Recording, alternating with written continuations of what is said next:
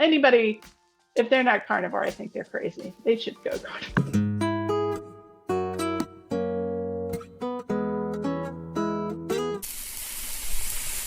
Hi, everyone. Welcome back. I am so excited to have Carnivore Cassie as my guest today. Oh, this is amazing. Welcome, welcome. Thank you for having me. So, this has been a wonderful experience getting to know you over time. I noticed your account years ago because of your phenomenal transformation. And I know you were friends with Raymond and you were hooked up at Sean's network and, got to know a lot of people over there. Yes. And so to me, you're an OG in the carnivore space, and you're one of those really big, just awe-inspiring what it has done and how this has changed your life. And so, really, Cassie, today, I just want people to hear your story and to hear how that developed, how you came to carnivore, where you're at, we're just going to get into it and just really unpack how things have gone for you and where carnivore has brought you throughout your life. Sure. So it actually starts over 7 years ago. I'll be turning 54 in a couple days. And when I was about 45, I was 376 pounds and very sick. I required a cane to walk anywhere. I had to sleep hours a day. And I had just moved to Atlanta to live a year while my daughter finished her senior year at school. And I was working remotely already at that time, but I didn't feel well. So I went to a functional medicine clinic and they ran all these tests on me. And it turned out that I had low vitamin D levels. I mean, I was down to a 5 at one time for vitamin D. And then I also was diagnosed with some GI issues, and they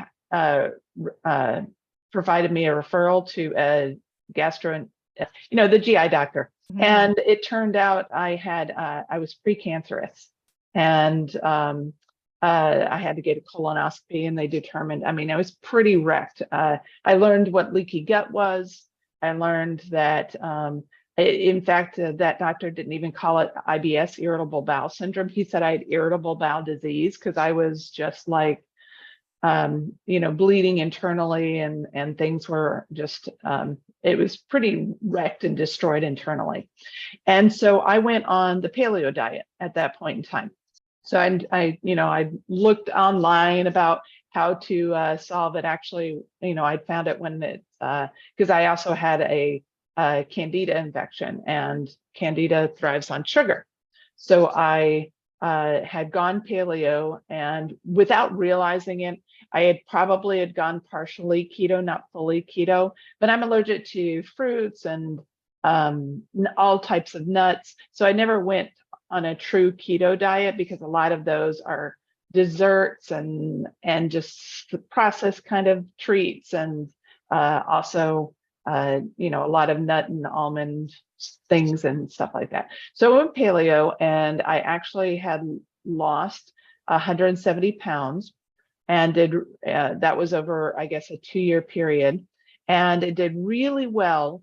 But what I did is I started giving in to things, and the two things I gave into, well, I didn't take back processed food and I didn't take back gluten.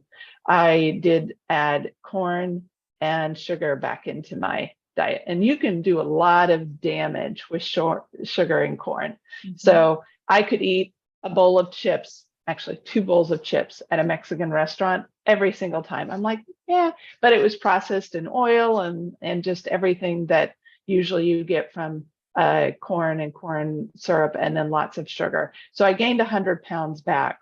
So back in December 2019, I was one of the pictures, my transformation picture, I was in France walking around, still back to using a cane, back to not being able to get through an airport because I was traveling quite frequently. And it's embarrassing to be squeezed into a seat, and you just feel awful for the people next to you, and trying to barely get a mile down. And so that picture of me, I was up to 296 pounds, and my candida had come back and it was raging full force. So I had looked up different ways to control it, and that's when I found carnivore.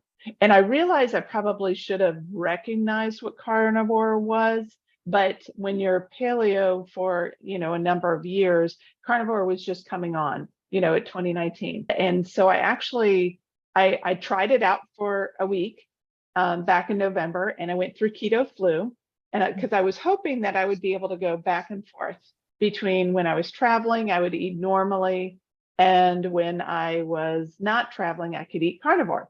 So I did keto for technically back and forth. I had the keto flu. I did it for November. Didn't work very well, once I went carnivore because of the digestive issues. I did it again in that December because I figured, I must have done something wrong. But that's when Shauna just started MeatRx. And so I signed up to start January. So I started January 3rd of 2020. And I was, but of course, like everybody who starts a diet, I binged a ton before. So I was getting in all the sugar and everything because I was a carb addict and a sugar addict. I would buy a tub of vanilla icing and keep it in my drawer in my desk with a spoon so no one would see how much I would, was eating, because that was really my true guilty carb addiction pleasure. Like some people would hide drugs, I'd hide icing. I'd either buy the tubes or I'd buy the tubs of icing and eat it over. That. I had I would do the chocolate syrup, the Hershey's chocolate syrup, and when you had to do like a puncture, like you puncture one and puncture the vet, and so the one, so the air, and I literally would drink it. Yes. And so this is very similar to this highly potent. It's just like a drug in our body. And I love what is happening right now is you are so aware of your pain, of your past pain, and of like those are so vivid and upfront in your mind. And I think that when people are struggling with food addiction and trying to get past that, really remembering those painful moments and those embarrassing moments and those, the things that are so shameful, like our signs of this addiction that, we had to hide it, the most potent poison we could have with the combination of seed oils and sugars to have it right there. So, this is amazing. I'm loving every ounce of this. Keep going. and I would do that with condensed milk too. So exactly like you said, I'd pop the top and I'd hide a spoon and it was just literally like a hit, I'd have a hit of it. And it was really bad. So I started that January 3rd and went, of course, through keto flu again. But one thing I noticed, and I remember telling Coach Raymond this, I was 5 weeks in, so it was February, and I had already done 2 business trips, and I did it carnivore, even, my first month carnivore, and I had 2 business trips to France and everything. And but I had my purse bacon. My husband, what I was telling him is I was doing 0 carb. I never used the word carnivore until like the 2nd or 3rd month. I said, I'm doing 0 carb. It's sort of a cleanse so that I can figure out what things I'm sensitive to, which is true. And so I just had tons of purse bacon. In fact, the first trip that I did in January, I had about 2 pounds of bacon with me. And it had been, I think by the 4th day or 5th day, and I got onto the MeatRx, one of the video chats, and I said, my bacon is about 5 days old, but it's cooked. Is it okay? And they said, sure. And I'm like, so I ate that bacon the whole week, and that made a big difference. Yeah. So this was your travel. This was how you did it with your trips and your travel, was purse bacon all the way. Yes. I love this. And I still use before carnivore crisps and before carnivore bars. Right. Well, and it's a lot more affordable. I love carnivore crisp. I eat them constantly. I put big orders with them. I believe in their product, and same with carnivore bar, but the bacon, we use that constantly. And like, we just went to this barbecue I was telling you about, and we bring a 9x13 full of bacon So as far as a beginner tip, I love what you're talking about, but and a seasoned, close to 3 years carnivore and I still use it. Yes. Beautiful. Yeah, and I still do too. So whenever I travel, now that my travel has really picked up again, my husband will cook a full batch of bacon. And there's a restaurant at the San Francisco airport called Bacon Bacon.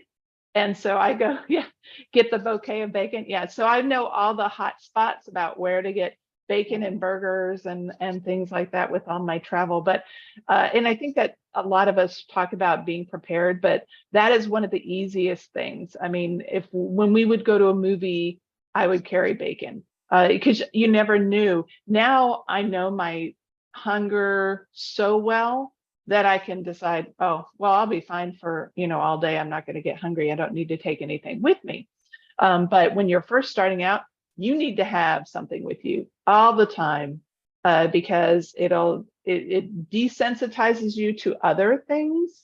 Like if you're walking through the mall and I was just at the mall yesterday and I was so disgusted. There are like 6 places to get ice cream. I mean, I love ice cream, but I'm looking at all the overweight, sick people in there, and there's pretzel places and all this sugar over and over and over every 2 feet.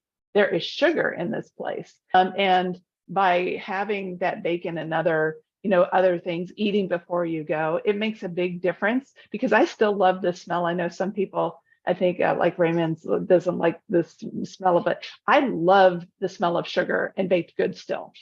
I don't think that's ever going to go away for me. It smells good, but I have no desire to eat it because the pain that it can cause me, and I can talk about that in a minute. But so after 5 weeks, let me go back to I was requiring a 3-hour nap a day and sleeping about 9 hours at night because I was so sick and my body In was your healing journey with carnivore. Well, before carnivore and Okay. the first few weeks of carnivore, I was just not healthy and needed a lot of sleep.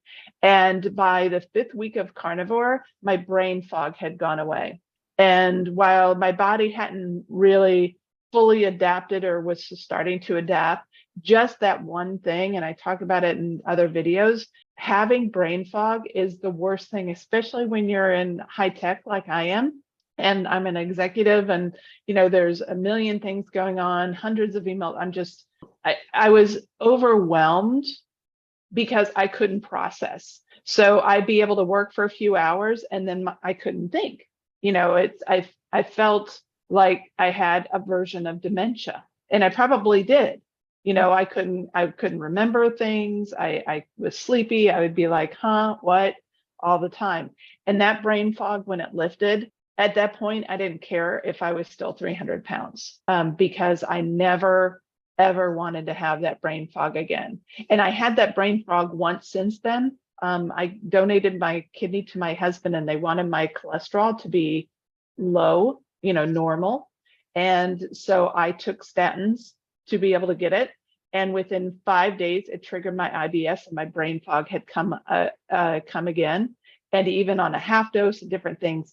And so having that brain fog hit me, it made me realize, and this was just 1.5 years ago when it hit, I'm like, how do people live with this brain fog? I can't function 3 days. I was back to needing tons of sleep. When I wake up in the morning, I'm awake. There's no grogginess, there's nothing. But when you have that brain fog, it's like you're walking in slippers all day long. I mean, it's just like, where's my robe? And I never want that again. So if I don't, even if anything ever happened and I gained all the way back for some weird reason, as long as that brain fog doesn't come back, I will feel better. But another thing it did is I had lots of pains. I took ibuprofen for 15 years because I had sciatica and back pain, and I would sleep sitting up for years and years and years. And I couldn't. Another reason I needed the cane is if I had a sciatic flare, otherwise I'd scream in pain if I put my foot down. I had plantar fasciitis and all of that it didn't disappear overnight, but by the 7th month, of carnivore, it took quite a while for the inflammation to start to go down. And I was able to get off ibuprofen.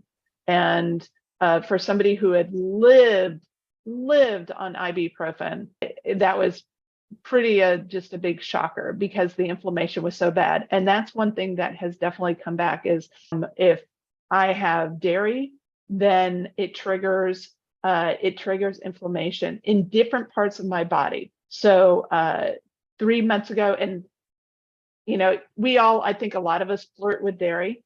Well, Absolutely. I got into I'm fine, I can have dairy. I'm all healed. So I started adding dairy, and with histamines and inflammation, a little bit at a time, you don't notice, but then it builds up. Kelly Hogan mentioned like it fills your glass, and once it reaches the top and starts overflowing, that's when you feel it.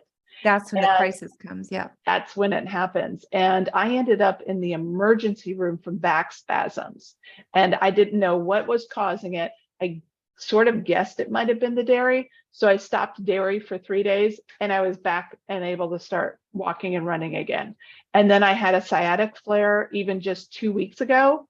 The night before, I had crab and a ton of drawn butters, just butter and it was just butter. I made sure no oil, but it was like an all you can eat kind of crab feast. And I must have eaten like a pound of butter because I was just dipping it all. And my sciatic flared, and it hadn't flared for probably a year and a half or longer. And that's all because, I think that when you're carnivore, you're able to be able to tell because you're introducing foods that you may not normally introduce back in. And that one triggered my sciatica. It's just, stopping dairy for 2 days or just going back off of it because I had been off of it, and the sciatic was better. I mean, who gets miraculous healing? And carnivore does miraculous healing just by me going beef for that, because I wanted to make sure it wasn't anything else. Absolutely. And you get those signals and you can listen to your body. And I love what you're saying about that dairy piece. And I want to get back to that because I want to understand, like, what are the success points for you in getting that dairy out? Is it hard for a couple of days? Do you bring something else in? Do you rely on more tallow, or is it just kind of a decision? How does that go when you get it out? I am not a moderator. I definitely am not. I knew that because of the sugar addiction. So I have to abstain completely. And I'll tell my husband, okay, no more dairy.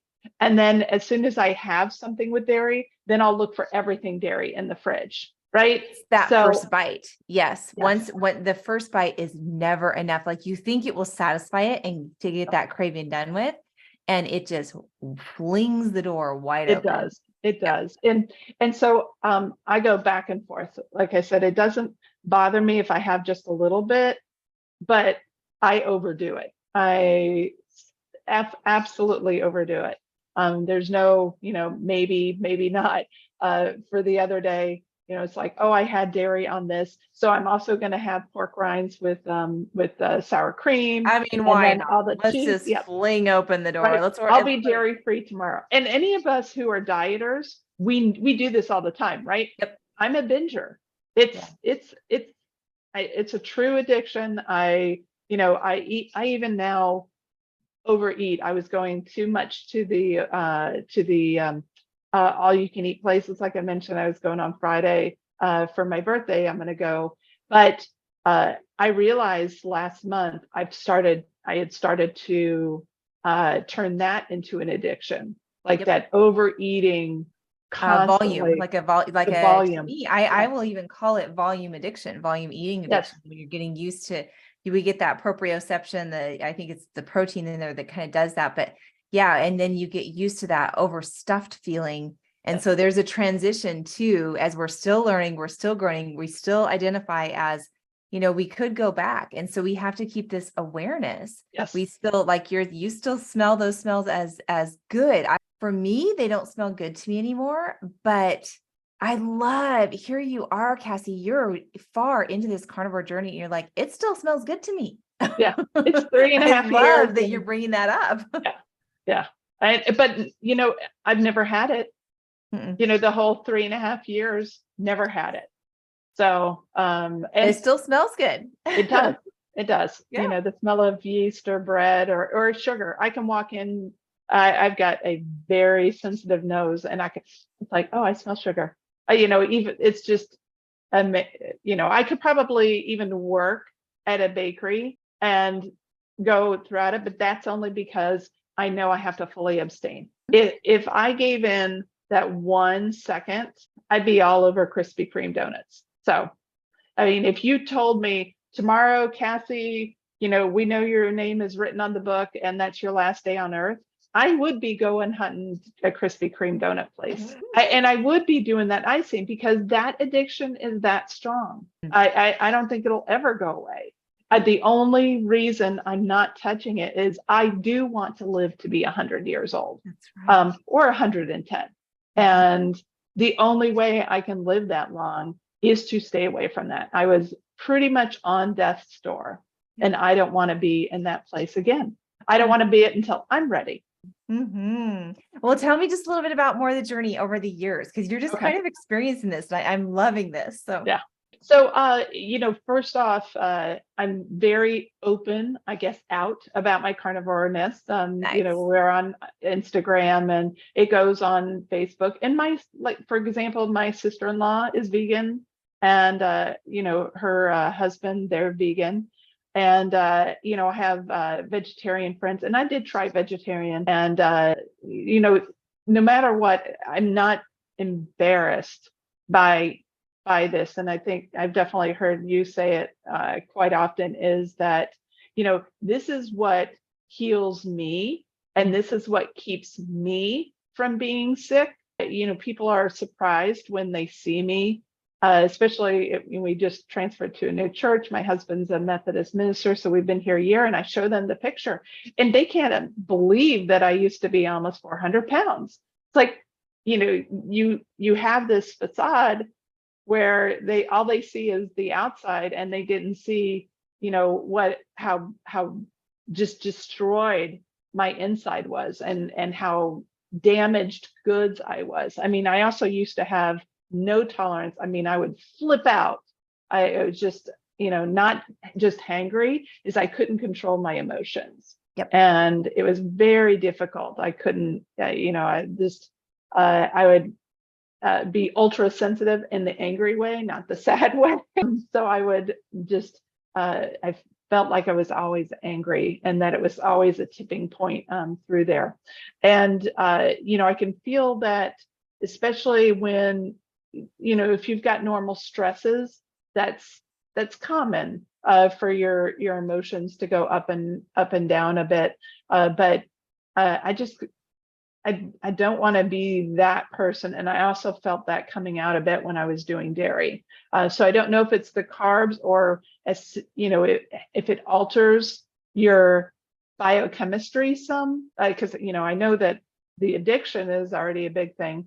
But I know that it's almost Zen-like. If you're just have a week of, once you get carnivore, have a week of just healthy foods, steak, and I eat some pork, but if you have some of that, there's a Zen, like you're not looking for your next fix, right? Mm-hmm. Which is what I was always looking for. It's like, okay, where am I going to go next? What am I going to eat next? What is this or that? And I think that that's different to get used to. And so my husband, he's not carnivore. He did go keto in order to lose weight for the kidney donation, but it's not something that you can't require people to be carnivore. Even Kelly Hogan's husband is not carnivore. And I think that's great that we can coexist. It did take quite a bit of time for him to get used to I don't eat meals at normal times, and when I do eat, it takes me 5-10 minutes to eat, and then I'm done. And so that took some time to where I wasn't sitting down all the time at the table or something like that. And like yesterday we had, we had hamburgers and hot dogs and everything. And it was, all beef, hot dog, hamburgers, no cheese. And he cooked me up some bacon. And so that he's always been very supportive of this. And the times that when something like going to the emergency room because of dairy, I mean, that's a remembrance for both of us. Yes. It's like, how can I help you? Well, you can't, because this was my doing. What could trigger it? I know that I have a sensitivity to shrimp, so I can only eat about 3 or 4 shrimp before it starts to bother me. He can't eat shellfish because of his gout and other issues. But there's, whenever we go out to eat, unfortunately, we have to go to places that I can find something, and I'll go somewhere and just, they can have their food, but it's difficult, not being able to go to a Japanese restaurant anymore, because sashimi isn't very fatty, doesn't fill me up. And he can't have it now anyway because of the immunosuppressants. But, I don't eat ramen, I don't eat pasta. So going to Italian restaurants is hard. So he and my daughter do that on, they'll go, oh, we're going to go to, while I'm out of town. So they do make their own choices that way I don't feel left out. And when I go to any kind of family events or something, like when I go visit my mom in Georgia, I'll stop at a barbecue restaurant on the way to her house and pick up several pounds of brisket. So I have food to eat while I'm there. So I don't feel like it's not one of those families where they insist on feeding you all the time, which is good. I know a lot of people have to deal with that. But, knowing the environments and they saw me struggle for decades. I was morbidly obese for 30 years. Wow. 30 years morbidly obese. So to be able to, I was just saw my in-laws the other day, and my father-in-law was like, "You're doing so good." They just, people are happy that I'm healthy. You couldn't 3 years ago, when my husband's been had chronic kidney disease, and not because of diabetes, but because of some medical interactions, medicine interactions.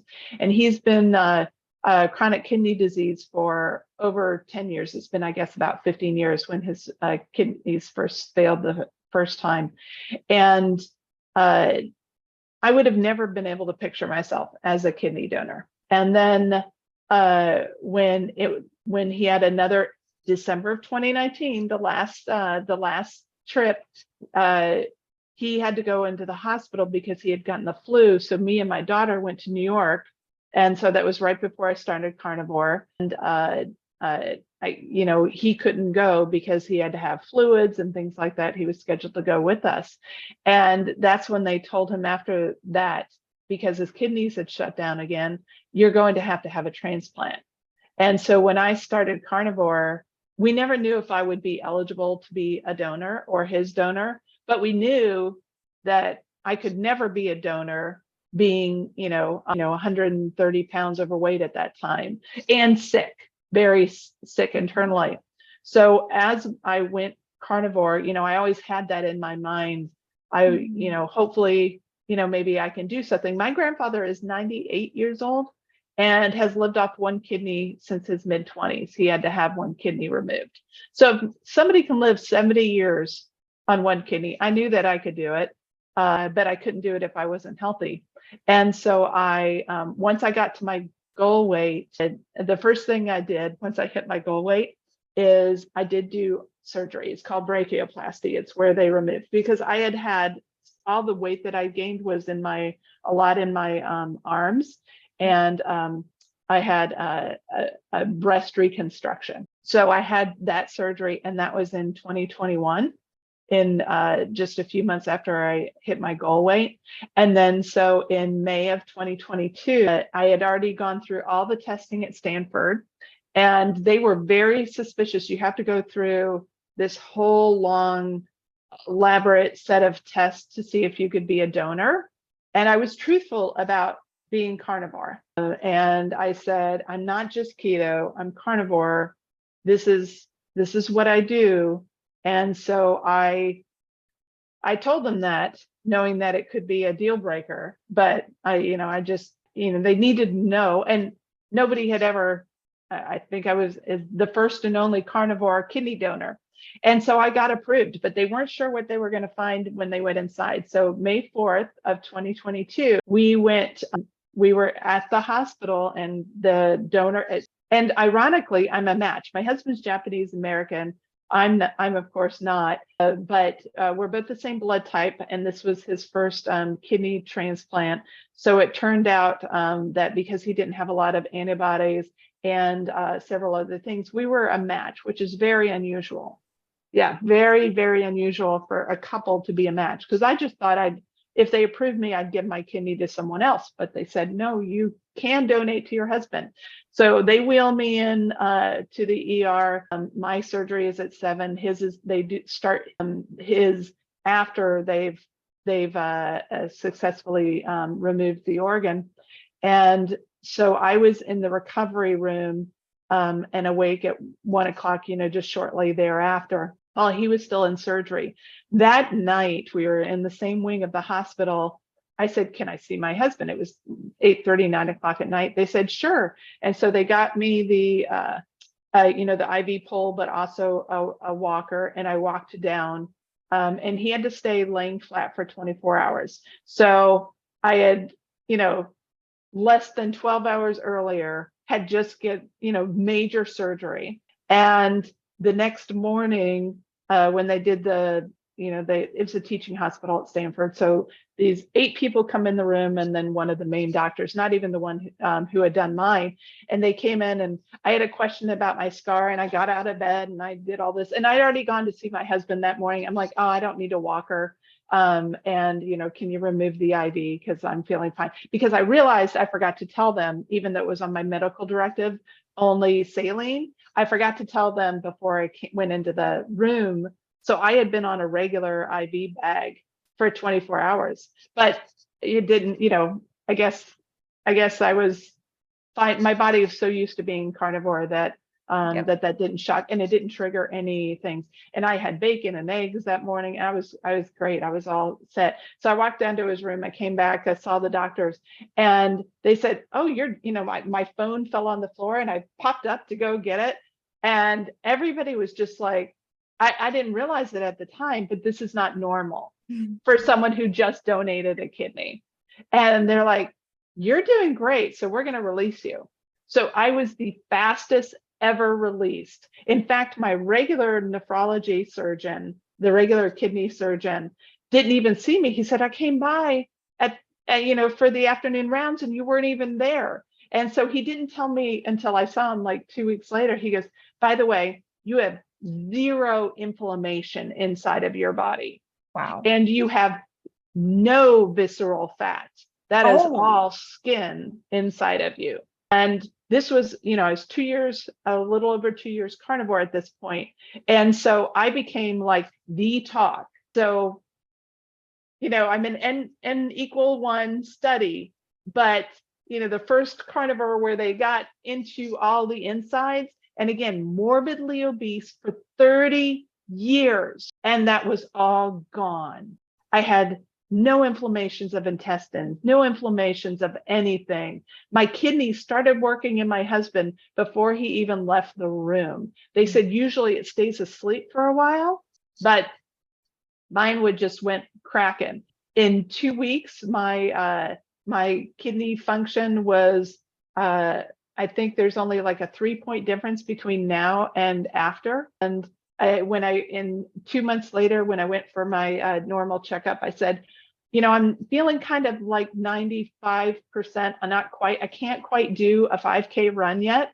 He's like, I think you'll be fine. And within 3 weeks, I was able to do a 5K, because I had scheduled a 5K run, and I don't run fast, but I had scheduled one for that October. So when, again, if anybody looks up my picture, I know it's a shock when people see me now versus then, and those that haven't. But I can't imagine anybody who just, does not, I guess, prioritize the feeling, of my brain, my healing that it did, being able to give life to my husband. There's just no replacing that. So 5 weeks into carnivore, I had told Raymond, I'm carnivore for life, and I've never strayed off of that. Yeah. Oh yeah. No, I was like, this is it. I'm not ever going off of it. So this is amazing. I feel like you're just like a walking miracle, and you know it. You don't take any day for granted. You don't take any experience for granted. You are, just kind of walking forward in that truth. And there are so many things that I kind of want to, hit again and come back to. But honestly, just your passion, like you were the miracle of their patients at Stanford Medical. They couldn't even believe what was happening with you. And so, but this story is so powerful, and it's just like, there's going to be more and more as carnivore grows, and as people become, just convinced and try this out in their own lives. How many more is going to be first carnivore that did this, first carnivore that did that, first carnivore that did that? And so I love that this is actually medically documented, that you were straightforward throughout the whole process, and they were just watching you going, what is even happening right now? Right. I mean, this is just absolutely phenomenal. Yeah. Yeah. So I love too that you use your pictures. Oh, you mentioned your goal weight a couple of times. Do you want to just kind of review on like, your top weight before carnivore weight, and then where you kind of ended up, just so people kind of get a bigger scope of that journey? Sure. The highest I ever checked, I was 370. When I started in that January, I was 296. And then my goal weight that I was shooting for was 164. And so I actually, before the kidney surgery, because I was fasting with my husband a lot as he was prepping and losing the weight. So I had gotten down to 157, I think. And whenever they say, oh, well, you're going to have to fast, I'm like, yeah, not a problem. When they said you can't have anything from Monday night until this, after the surgery on Wednesday. And I'm like, yeah, no big deal. And so that was my lowest. For this last year, when I got off of, when I finished all of that, I started, as I mentioned, adding in the dairy. Dairy makes me put on weight. So I'm in the low 170s right now.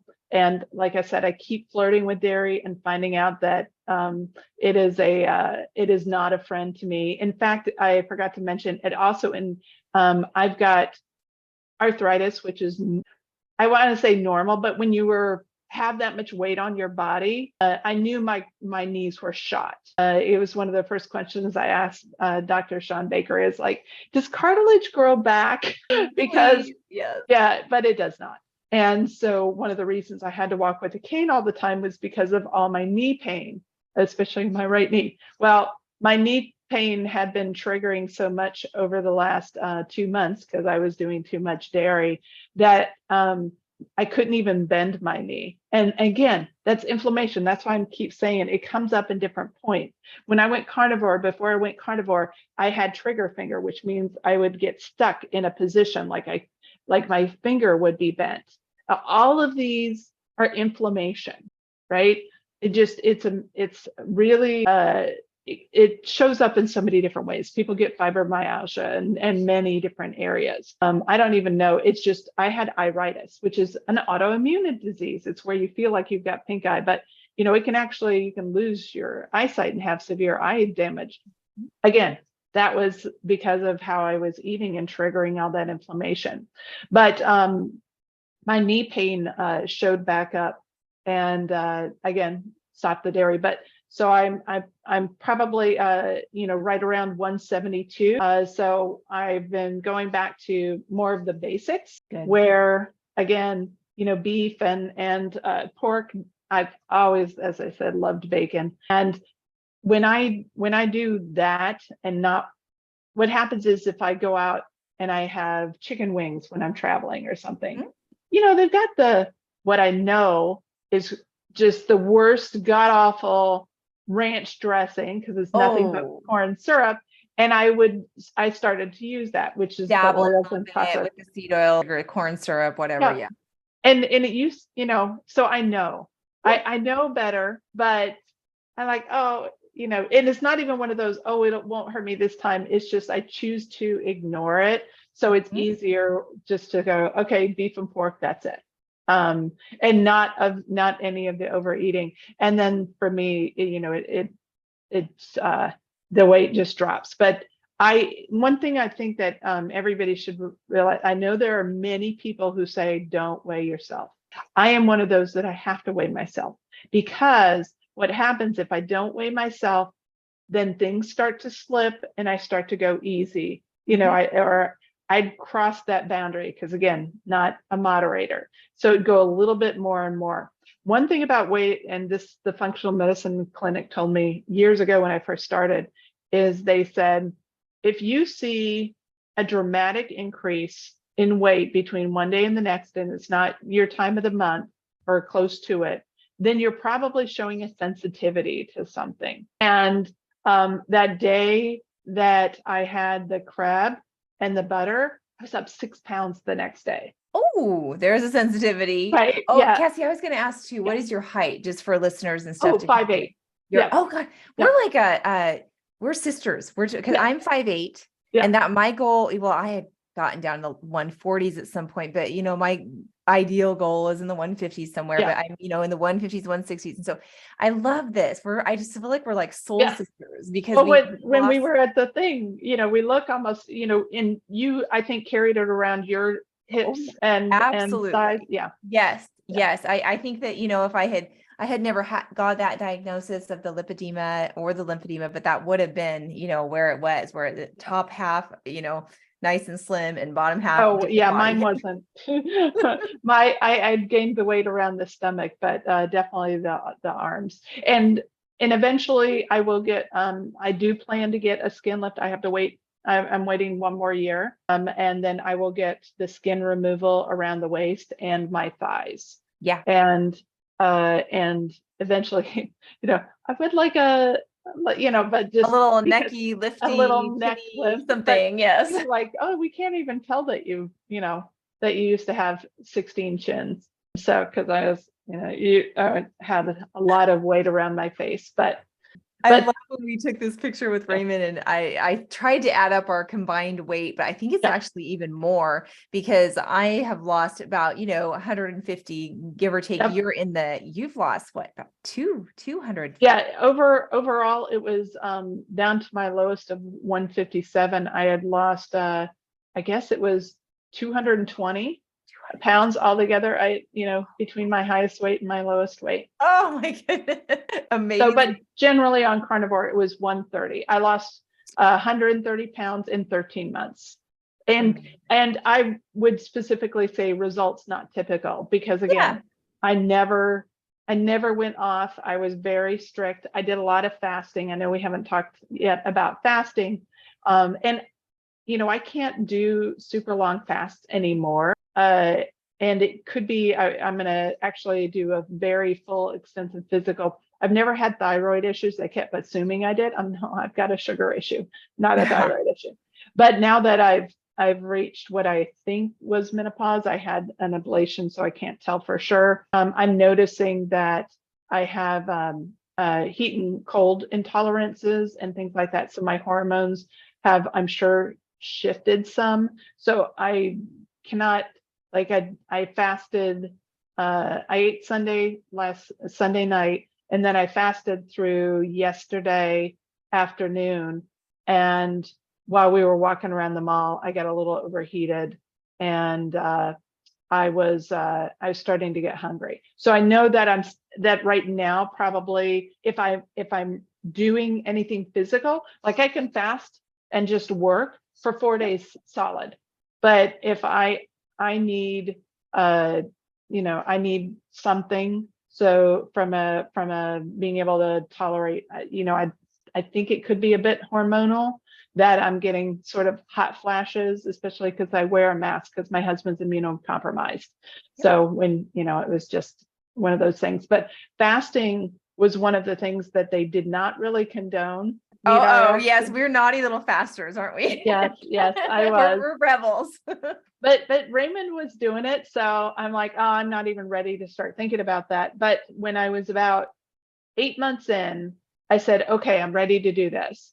And so I was able to do one day 36, 48-hour fast really easily. But I got to the point where I was trying some 3-day and 5-day fast. And I had a lot of extra weight still on me, so there was plenty. And I wasn't traveling or doing anything that was requiring a lot of energy. So very easy. It's hard.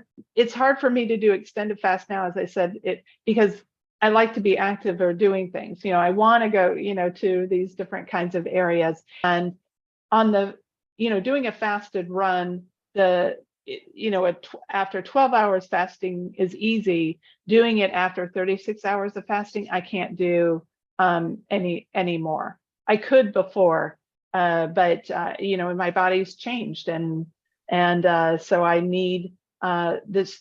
My body wants to burn some energy, and I from a ketone storage, I think that if anybody's checked their ketones, like if you're fasting, the ketones get up, but I can drain them really quickly with the run. So if anybody is really familiar with ketosis, you actually burn your ketones pretty quick if you're doing cardio activity. Okay. So if you're doing a fasted cardio, you're going to burn through these ketones that are, and then that's going to kind of force you to another, like a bonking or like a. That's exactly what happened to me. Is I start to bonk too soon, and it's just how my body is wired. It's still healing and getting I still think my little pieces are knitting together. And I forgot to mention, by the way, another healing story is I was supposed to be having my next colonoscopy after that one, that was really bad.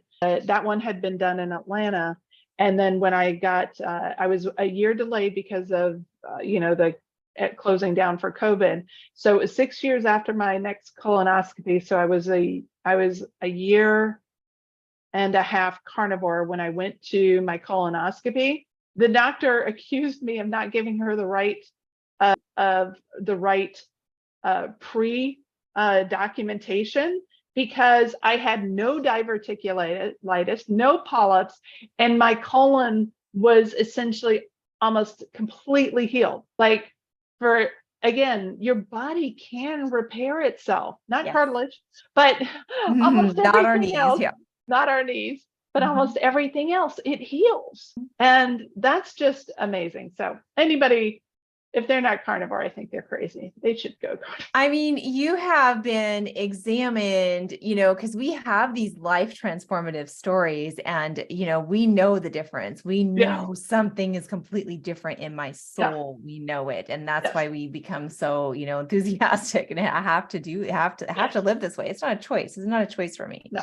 This is what I have to do. This is my go-to. This is, who I am. And so, but I love your story is that, not only we've got the pictures, you and I both have people just look at these pictures and go, what?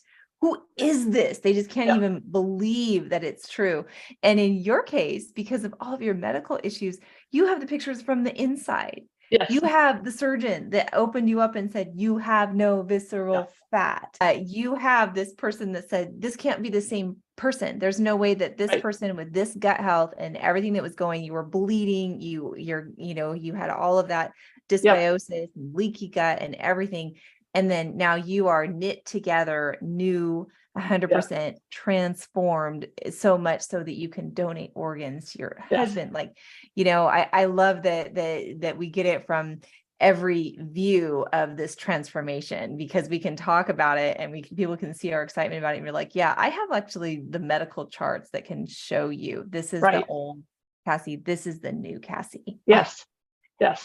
Absolutely incredible. And so the fasting part was, big part of the journey once you were brave enough to kind of step forward. And thankfully, I will say in the carnivore space right now, I don't get that anti-fasting vibe anymore. I see very prominent carnivores that will teach they're wanting to teach it as fat fasting or sardine fasting, or I can't remember all the other, they're kind of, or lean protein fasting, or, whatever, but then they'll kind of say, or you could water fast.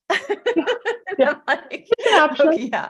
And I think that for people that, are have a lot of weight to lose, I love that there are stories out there that for some of us, we can't say for everyone, water fasting can be a huge healing tool that can be part of that journey. And yeah, I'm the same way. I don't do long extended fasts right now. I'll do a 5-day fast, a couple times a year or something like that.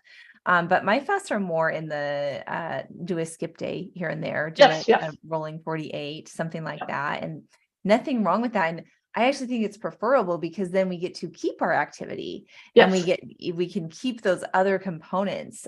Touch on exercise a little bit too. Where are you at with that?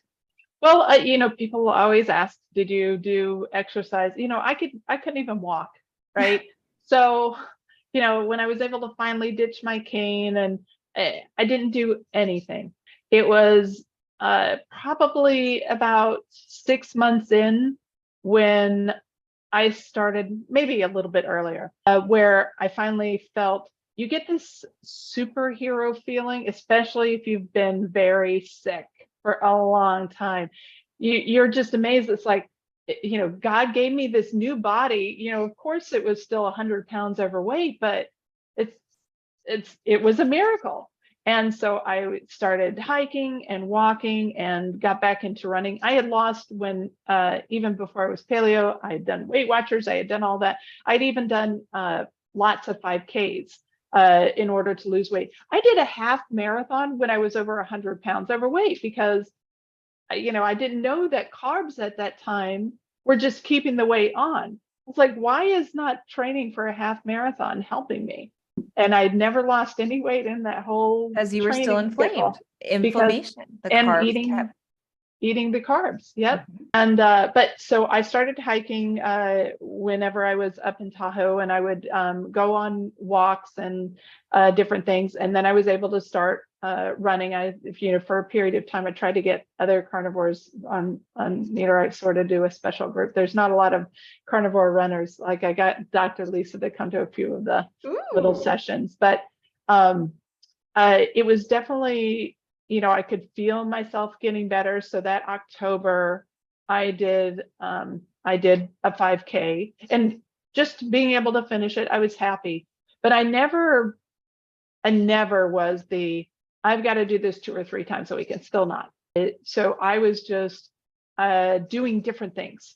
I would, go out here, go out there, and before, as I would say that my average step count per day was 400 step counts. Right. Yep. I'm not kidding. It was like, could not do anything. And so I never was trying to always reach that 10,000 or whatever it was. And so I don't, even the running or that, I would go out usually about twice a week, maybe only just once a week, because I have morning meetings. They start at usually 5 or 6 a.m. And I'm a morning runner. I can't do it at night.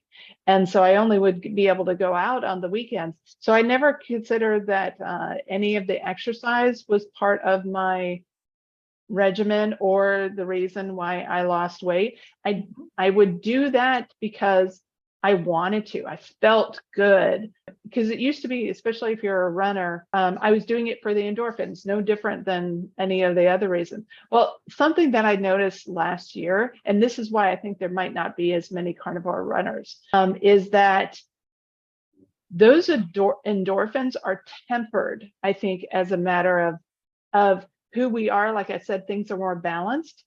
I don't get the same rush and euphoria when I run as I used to. And that's one of the reasons why I liked jogging, is because it was, again, that feeling that I couldn't get in many other places except for when I ate sugar. And I don't get that when I run anymore. And so I do it now more as a goal, because, hey, I want to be able to once a year do a 5K. So I'll do another one There's one I like that's in October of every year here in San Jose, California. And I'll do it because it'll get me, I'm able to judge about how long I can stay and, how long will it take me, like I said before, to get up to it.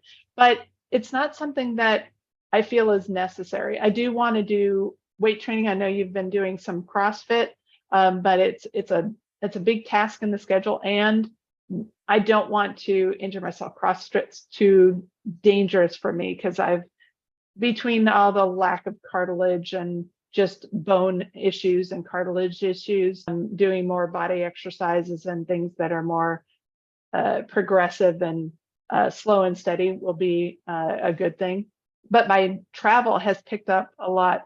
And for example, when I'm in Washington, D.C., I'll spend, 2 miles walking. I'm going to go here, I'm going to eat here. Oh, it's a mile away. It's a mile and a half away. No big deal. And that's something that I'm never going to take for granted, that I couldn't have done that, when I'm in Paris, because my, company headquarters are there, walking around doing all of that, just being able to do what I want to do without restrictions is very different. To be able to go to the, Disney parks or other parks and be able to walk around and do things and fit in things.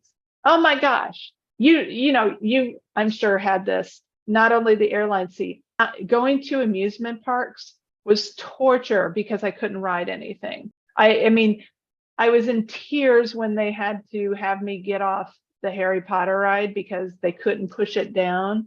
It's embarrassing. I mean, you're already embarrassed enough. Every time I walked outside, I was embarrassed because people think that, unfortunately, people that if they're overweight, they're not intelligent or something like that. I was an addict.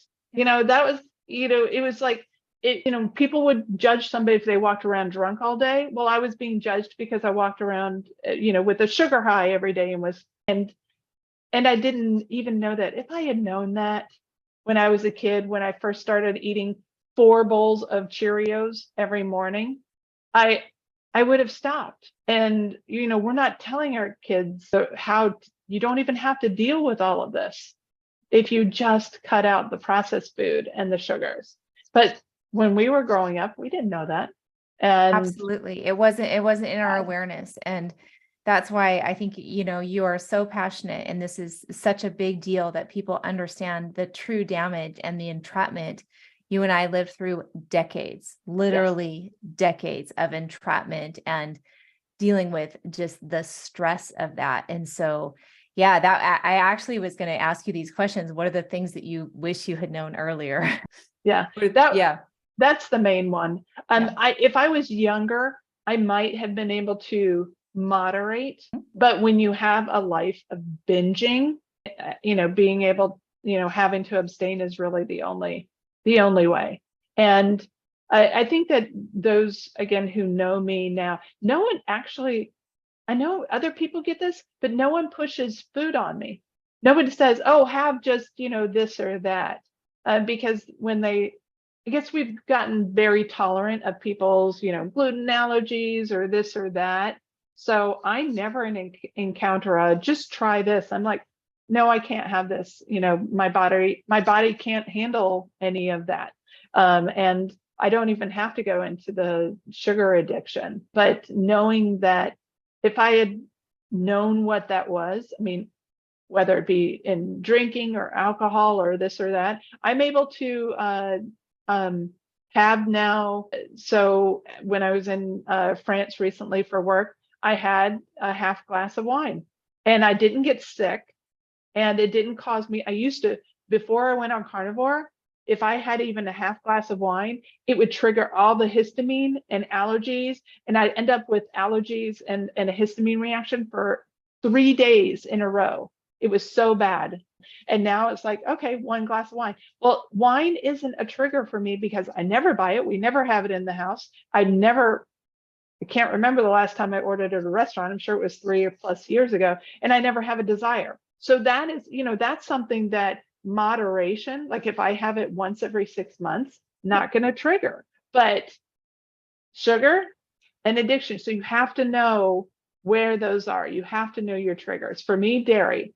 I added coffee, and I'm actually off of coffee for the last month because my cholesterol, and this is the one thing that, I guess I'd already been diagnosed with familial cholesterol anyway, that you just have a normally higher cholesterol. And, for the last, except for when I ended up having when I couldn't do the statins, I did Repatho, which is a protein inhibitor to be able to get my cholesterol down so that I could qualify for the transplant. But as soon as we did the transplant, I stopped it, and it went back up. Bye-bye brain fog. It did. And it went, no, that one didn't cause a brain fog, but I was noticing that I wasn't feeling myself like totally, but it didn't make me sick like the other, like the statins did. But my cholesterol went right back up to 400, which of course breaks everybody out. And so I'm doing, I had been having coffee. So I had read that coffee can trigger, especially those with familial cholesterol issues, that it can trigger it. So on June 3rd, or right at the beginning of June, I did a cholesterol test. You can pay $20 to get it done yourself. So I got it done, and it was like 405. And I just did another one a month later, and I dropped 50 points. From the only difference is that I haven't had coffee in the last 30 days. And so I'm like, okay, well, I'm going to keep this experiment going. As much as I miss coffee, and I had not been a coffee drinker, but I started adding it because I was eager to have something else, and especially during the winter and everything. And so to me, that coffee addiction, even though I was only having 1 or 2 cups a day, and one of them was decaf and sometimes both decaf, it is hard to abstain. It took me 4 years to get off diet soda. So, I mean, when you know that you have an addiction, just like with me and dairy right now, it's you've got to learn. You've got to first. I feel like I'm part of an AA kind of meeting, but you have to admit that you have that addiction or that dependency. And there's certain things like the overeating, the sugar, the coffee, and the dairy, I can't moderate, because as soon as I add back coffee, I'm like, oh, I can have 4 cups today because I already had one. So I have my trusty, what do you call it? Soda Stream. And I use that all the time. But you have to, you're not able to completely fix yourself. I want to make that clear. It's that there's still struggles and things that we have to understand and go through and learn about yourself. It's like, okay, why am I always thinking about that place that I would go to for Korean barbecue, not the one all you can eat, you can eat. And I was going there once a week for like 2 months in a row, and I've got a problem if that's all I can think about is going back there. Now that one I was able to say, okay, only once a month. I'm able to moderate that because that addiction was not so severe. And once I got back to not overeating, my stomach sort of adjusted. But it's, you've got to listen to yourself. You've got to listen to your body. Cassie, you are a thought pioneer. And I mean, like, we're so beyond the 101s here, right? We've got the 101s, and you've given so much incredible advice. I'm just thrilled about the wisdom that has been pouring out of you. And I think about, but you're cutting edge, you're, seasoned carnivore, and still understanding the inner components, and it has to do with self-evaluation and being honest with yourself. And I have been so thrilled that I know time allows and time doesn't allow, but during this last year we've seen you a lot in Steak and Butter Gang, and you've been out there just really helping other people when your time allows. And so I think that community aspect and these conversations and us moving past the dogma in the carnivore space moving past the silliness of, it's becoming more and more popular, more people are being healed by this. And it's silliness for us to say that that person can't fast. And if you're water fasting, you can't, and so we're just kind of moving beyond that and getting rid of oh, you can't gain weight on carnivore. Oh, yes, you can. If you overeat and have dairy, I can prove it. Hello. Yes. Let's just be really clear about, getting rid of the mythology that's involved here. And I just appreciate you. I just could see you as a thought leader and as somebody who's being so honest with your own journey on that day by day experience. Yeah. Give us some parting, thoughts, and just appreciate the wisdom that you have shared so far, but just give us a few little anchors here. You're just oozing them out. First off, don't judge your progress against anybody else's. That is number one.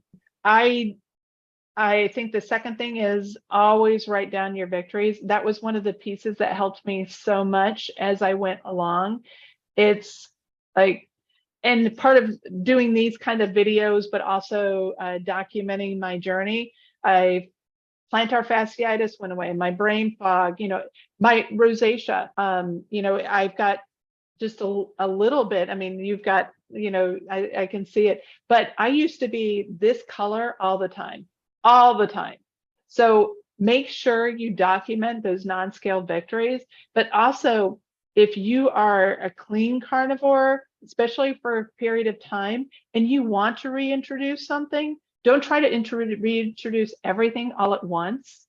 But then if you do have those things that came up, like I even wrote an Instagram post that dairy was causing this tightness, and yet then 3 months later I'm in the emergency room going, why is this happening to me? It was the dairy.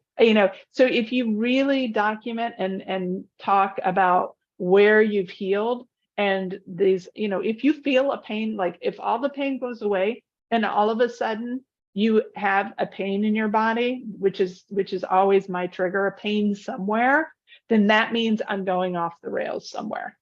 And I have to reassess and be honest with myself. And I think that that's for everybody is be honest, because I do think, I know it's crazy, but I do think that all of those pains can go away.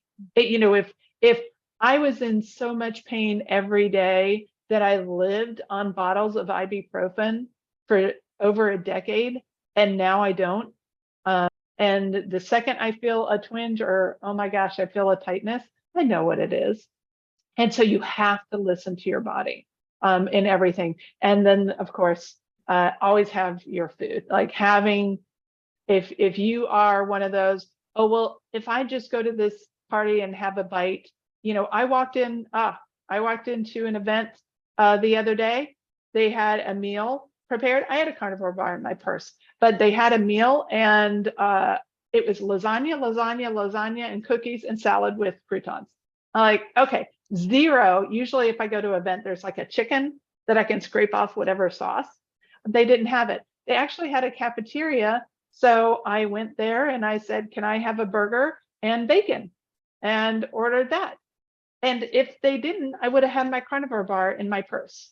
Oh, and one other little trick is, because I go to a lot of events that are day long, is at the breakfast. I always go there. I don't eat breakfast. I'm not hungry in the morning.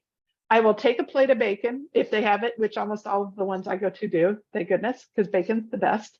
I mound it up with bacon, cover it with a napkin, and I sort of put my stuff over it so none of the people that come clean it. So during lunchtime, which is usually like a salmon or a chicken or something, and I shouldn't be adding butter, so that, the bacon helps me, then I'll be just starting to snack on my bacon as part of the meal, and that's my afternoon snack. And of course I could carry my own bacon, and I always have food with me just in case. But there's never an excuse. When I travel, which is a lot, I figure things out, and I think you can prepare for anything, except if your luggage gets stolen. And all of your carnivore crisps and all of your pork rinds and everything is stolen with it, which happened to me in France. And I was very sad that I lost all of that. But I was able to find beef sticks that weren't perfect,